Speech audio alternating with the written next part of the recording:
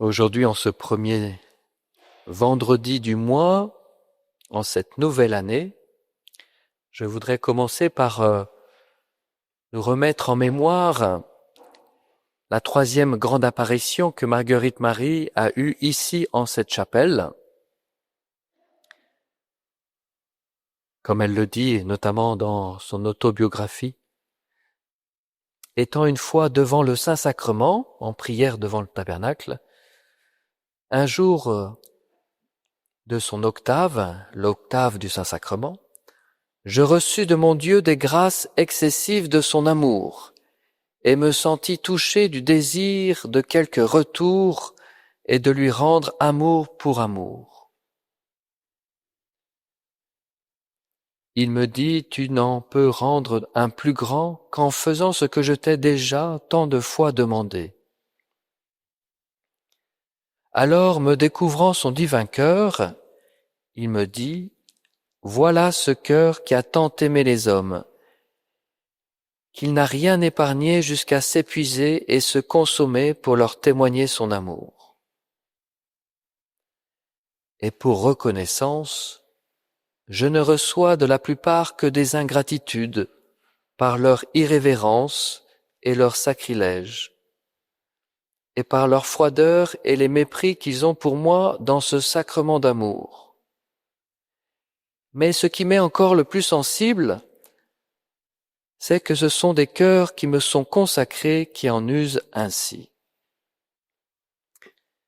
Et ensuite, Jésus demande à Marguerite Marie l'institution de la fête du Sacré-Cœur que l'on connaît maintenant.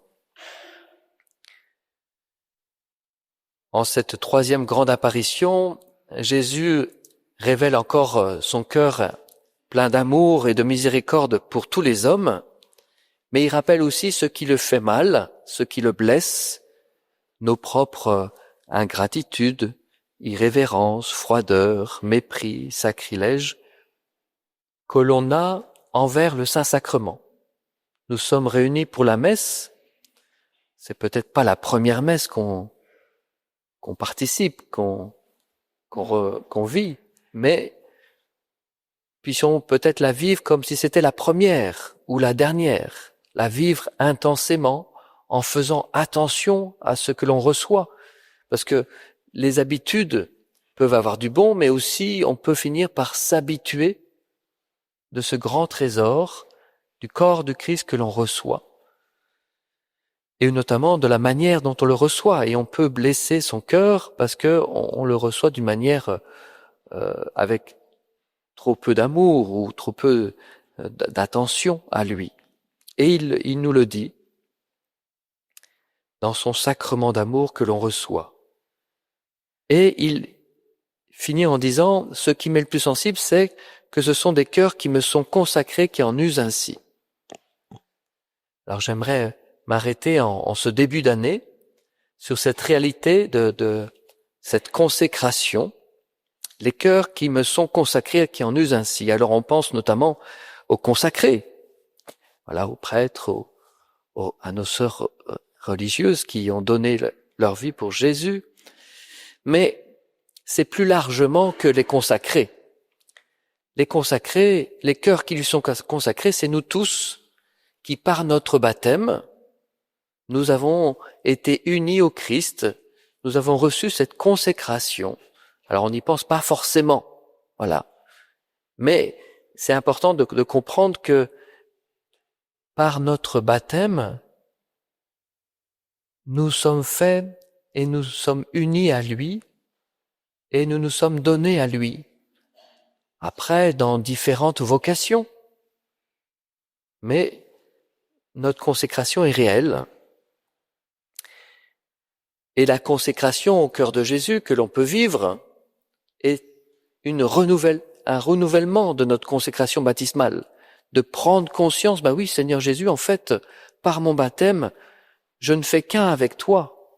Et donc, avec la grâce de ton cœur, je veux vivre d'une manière plus forte, plus réelle, cette consécration. Je veux me donner à toi. Voilà, nos sœurs nous rappellent sans cesse notre propre consécration. Elles qui donnent leur vie.